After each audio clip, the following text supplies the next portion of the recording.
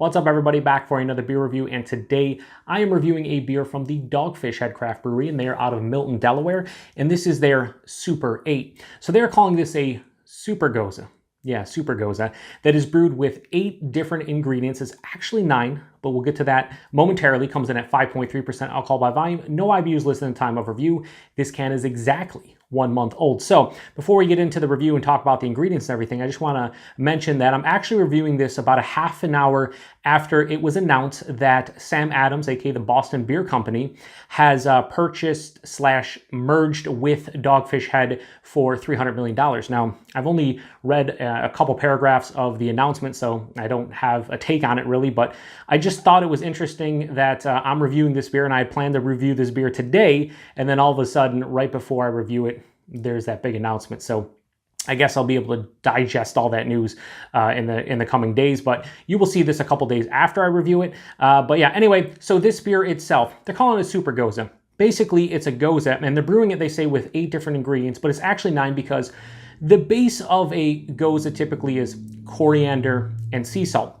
So one of the ingredients that they're mentioning is red Hawaiian sea salt. And on the side here it says, our sessionable Gose, brewed with a bevy of heroic fruits and quinoa, pours a deep, vibrant red with an ample addition of Hawaiian sea salt. So the ingredients, they say ale made with red sea salt, prickly pear, mango, boysenberry, blackberry, raspberry, elderberry, and kiwi juices, and toasted quinoa. So I don't know if they're using any coriander because sea salt, prickly pear, mango, boysenberry, blackberry, raspberry, elderberry, kiwi juices, and toasted quinoa would be 9. So probably no coriander, or they don't care to mention the coriander. Anyway, this sounds like a crazy fruited Gose. I've seen a couple reviews on it. People seem to be digging it. I picked this up in the Mix-A-Six section at my local Wegman, so like $1.83 for this can. I don't think you really can beat it. Anyway, let's get it into the hashtag proper glass, where we got the Dogfish Head, their old like signature glass, and we'll give it a go.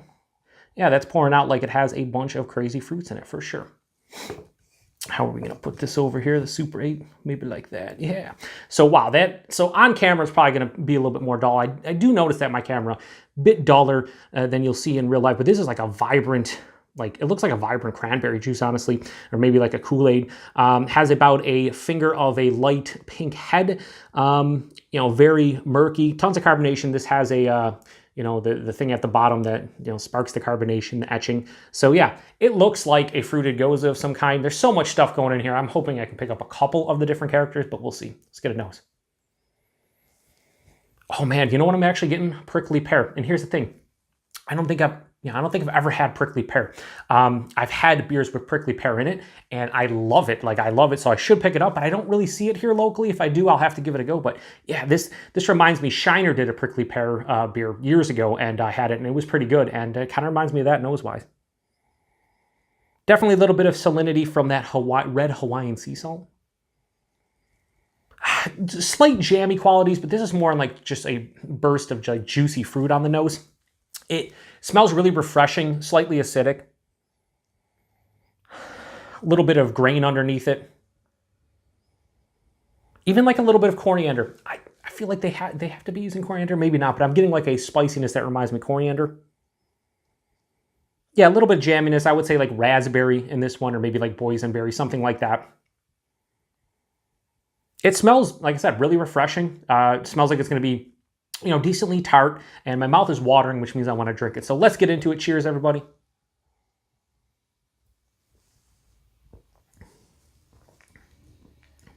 Yeah, it's really, really solid. Really solid beer. This has a nice tartness to it.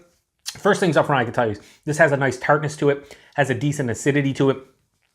It's actually semi-dry in the back of the palate. Super refreshing. I could crush easily a 6-pack of this in the summer, no doubt. 5.3%. The body's lower side of medium body. The mouthfeel itself, very crisp, effervescent, just spritzy on the tongue, just very vibrant, lively. I'm getting like a generic fruitiness, a touch of jamminess. If I was doing this blind based on the color, based on what I'm tasting, I would definitely say raspberry, maybe a boysenberry.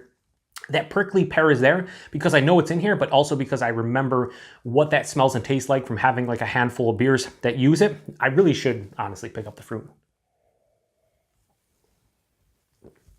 Yeah, this is, their Sea Quench was super crushable and tasty for what that beer is. I see why people kind of just buy, I think, whatever, 12, 15 packs of that beer, 10 packs, I forgot what it comes in, but, people buy that and, take it to the beach or, a barbecue or something like that. This one, for me, is just as tasty, but in a different way. This has that juiciness, slight jammy qualities from all those berries. It's, I feel like the body and mouthfeel are a little bit more refreshing for me than Sea Quench, but I think it's also, maybe the flavors don't hit me as much as Sea Quench. Yeah, I'm going to drink all this probably in the next 10 minutes. It's going to be crazy. But yeah, this is a good beer. I'm not picking up, probably on even half of the different ingredients they have in this. My buddy Jeff, aka No Jinx, friend of the channel, viewer of the channel, good dude. He, mentioned, I did a review of a beer, and I forget which beer it was recently. He just said, like, even if, I think it was Keytar Bears from Aslan and Thin Man, and they had like 5 different characters, and I could only pick out a couple. And he said, more often than not, if you can't get the ingredients in the beer, but it's still delicious beer, does it really matter to you? And I'm like, no, it really doesn't. I mean, yeah, I wish I could taste every individual flavor, but it's not going to change my perception of this beer. What changes my perception of this beer is how much I enjoy it, how tasty it is. And this is a pretty tasty beer. It's nothing that's going to, blow anybody away, I don't think, but for the spring and summertime when it is warmer, this is super refreshing, has slight jamminess to it, really refreshing quality overall to it. Not overly sour, just has a nice tartness, finishes relatively dry. There's a salinity, minerality everywhere from the sea salt, and yeah, I'm really digging it. So I'm gonna give SuperEIGHT from Dogfish Head a solid 4 out of 5, maybe even a higher 4, like 4.05 out of 5. This is pretty tasty for $1.83 a can. I'd imagine a 6-pack of this can't run more than like, maybe $8 to $9, maybe $10. Yeah, I should probably pick up a 6-pack of this. I think they come in 6-packs. I don't think it's 4. I think it's 6-packs. And, just have it in the fridge for the summer along with Sea Quench. I think reasonably priced, pretty tasty, readily available. So that was SuperEIGHT from Dogfish Head. Gives a little bit higher than a 4 out of 5 at 4.05. If you guys have had this one, let me know what you think about it. I really dug it. And, yeah, good stuff. So appreciate everybody stopping by for another beer review. To the next one, cheers.